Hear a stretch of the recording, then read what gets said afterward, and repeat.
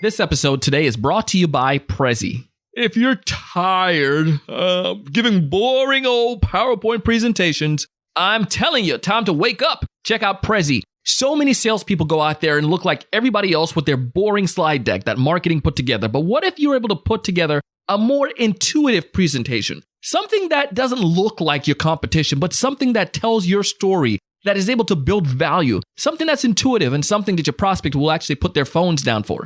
If you want that, I highly recommend you check out Prezi.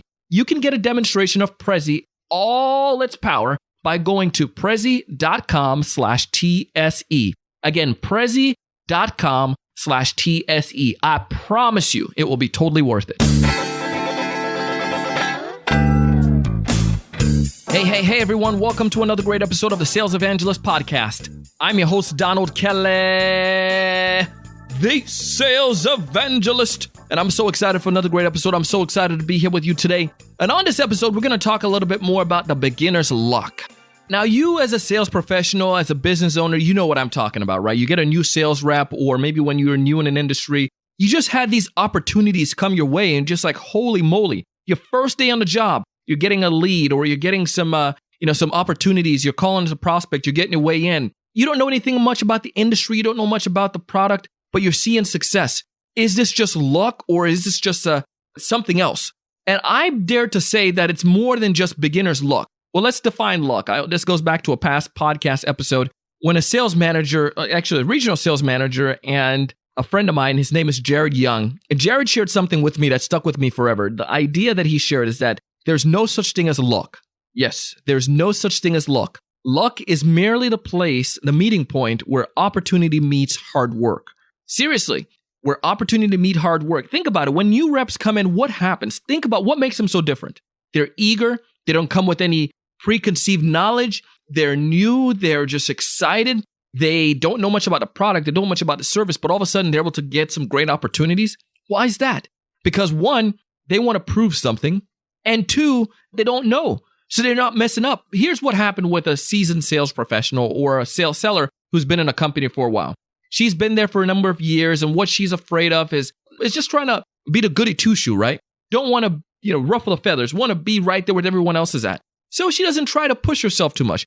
Or here's the thing, she doesn't want to mess up too much, so she knows about the industry and knows what typically prospects are looking for, knows what the, typical close rate is and so forth. So she falls within these gaps, these parameters that have been preconceived and set up by those who have been there before her or who have been in the industry beforehand.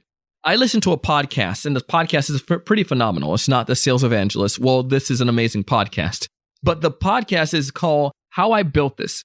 It's an interesting podcast. It's by NPR, and in the show, Guy Raz he interviews these entrepreneurs, like people who I just had an interview with today, listened to an interview today with this gal she worked at Living Social, and she has a company called FrameBridge. If you have ever gone out and built or got a picture and you want to get it framed, it's cost like $400 to $600, ridiculous amount of money, right? So she created a company. Girl had no knowledge of the industry, none whatsoever. What made her create a successful organization that they're still thriving today?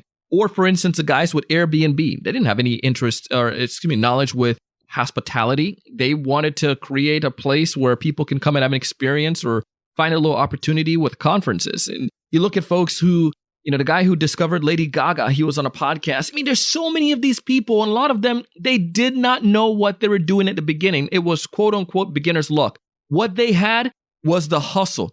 That's what the beginner's luck is where opportunity meets hard work. It's your willingness to do whatever because you're not afraid. You have no boundaries, right? You're going to pick up that phone. You're going to make the phone call because listen to this. I have nothing to lose at this point. Nothing at all to lose. But what happens when you become seasoned or you've called into this account before? You don't want to lose the account. So you're afraid, you're timid, right? But how can you lose something that you've never had? You've never had the deal. You may have spoken to one person in the organization. And now they don't remember you because it's 2 months later. But now you're afraid to call back in because you might lose it because in the industry, you don't call more than 3 times. Who set that rule, right? Who cares about that? Get up and do something. The beginners, they don't care. They don't know. They don't have boundaries. They do stuff. And they see results. But what happens after day 2 and day 3 and day 4, right? They start becoming afraid. They start learning about the lingo. They start learning about the processes. And somebody comes and chat in their ear and say, you shouldn't be doing that. That doesn't work here. We've tried that before. That doesn't work. And you know what? It's that lone person who sits back, who's been there for the past 3 years and has not closed anything, or maybe they've closed some stuff, but they have not hit their quota. They're not like a champ. They're just a coaster, right? They just do the bare minimum, and they don't want you to outperform them. So when people ask me about the beginner's luck, that's my answer to it. I don't believe there's such thing as a beginner's luck. I know there's a beginner's hustle. And everyone who's a top performer, they continue that hustle all throughout their process. They work late, they work early, they do what they need to do, and then opportunities come their way. And then people who see them say, man, he or she is so lucky. They always get these deals. The sales manager always gives them the best leads. Why? Because they work on them. They're not going to give you a lead if you're going to sit back and just call once and all of a sudden, well, this wasn't a good lead. You need to hustle. You need to work hard. Have that quote unquote beginner's luck all the time. Let me give you another quick story. I went running recently, right? And I have this route that I do. And I'm a strong believer in the power of habits. You fall into these habits, and I believe you can fall into good habits and bad habits. Some of the bad habits that people have, they smoke, they drink, they do things that are inappropriate that might hurt their family life or hurt themselves or whatnot. And we see some of those bad habits, and I don't need to list and go into all of those. But we see good habits as well. Things that people do, whether it's within the work or the family life or personal life, maybe a good workout or eating right. You build these habits, right? We're creatures of habits as human beings. You train yourself to do bad or good habits. So I have this habit, my routine when I go running. I live in South Florida, right? And the weather is pretty good throughout the whole year. You can find an opportunity to make, July, you get some of those days which are just so hot, but you get up early and you do the running and you don't have to be out there sweating too much, right? But it's still not unbearable. So I go out on my routes, and my route simply is to leave where we live, the townhouse area. I run down, I make this like a L. It's probably like 1.2 miles. I can make it, you could probably do like a 2.6 mile run, just a good little run to get you going in the morning, right? It's nothing too crazy. Sometimes you can make it into a 3 mile run if you go a little bit further and so forth. But, it's just my simple little run. And I've been doing this for a number of 2 years now since we've lived in this location. Here's what happened though.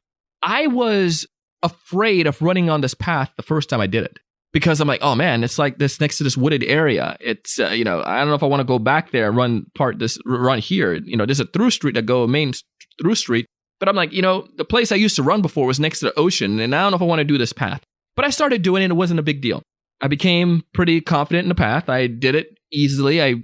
First time I did it was kind of fearful and, I was kind of scared. It was like close to a main road and all this stuff. And I'm like, I don't know about this. But I did it a couple times and I was like, oh, that's not too bad. I had my markers where I knew if I hit that marker, I only had X amount of, distance to go or maybe a quarter mile to go and so forth. So I had it down. I had my routine. I had my process. I turn around and then I do the same thing going back. But I had a desire to make a full turnaround. What if I was able to, instead of just stopping and turning around, what if I just went further and went all the way around this big city block? It was more than a city block. It was huge. If I went all the way around and just kept going the other way and make a bigger circle and get back to my house, right? And I was like, nah, that's too scary. It's too dangerous. Let me just stay to what I know. And just something happened where the other day I was like, you know what? Why am I limiting myself to this stupidity, right? Why am I limiting myself to this? So I said, forget that. And I just kept going. I didn't stop and turn around. I just kept going. I went further than I was used to going. And I took a whole different path. And I made this whole bigger circle. And you know what? When I got back to the end, I saw new things that I never realized before. Things that I drove past all the time, but I never experienced before.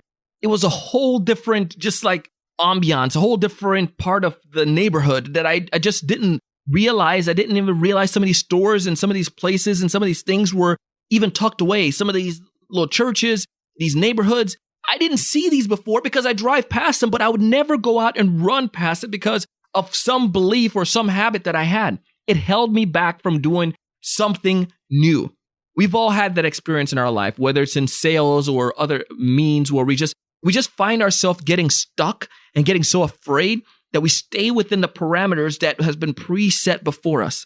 I'm telling you today, break past that. You want to know the best thing about this whole story is?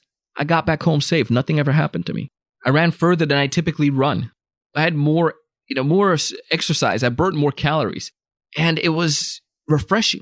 It was just this little experience, right? I mean, it's nothing too crazy, and it's things that I know I should know already, and I know I should do. And you know and you should do.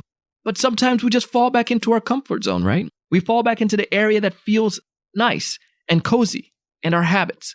In your selling experience, do you have habits that you need to break? Do you have things that you need to go further and go beyond on? Maybe you only make 20 calls on average per week or per day. Why is that? Can you break that? Maybe you only get 80% of your commission or your quota for the past several years. And it's good, but you could be doing a lot better. Why don't you break past that? If you're doing the same old, and you're expecting different result, that's insanity, right? Let's fix it. Let's change it. So my message to you today, yes, there is no such thing as beginner's luck.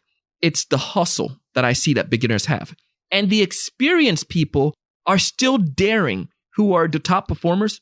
They're hustling every single day and they take those chances.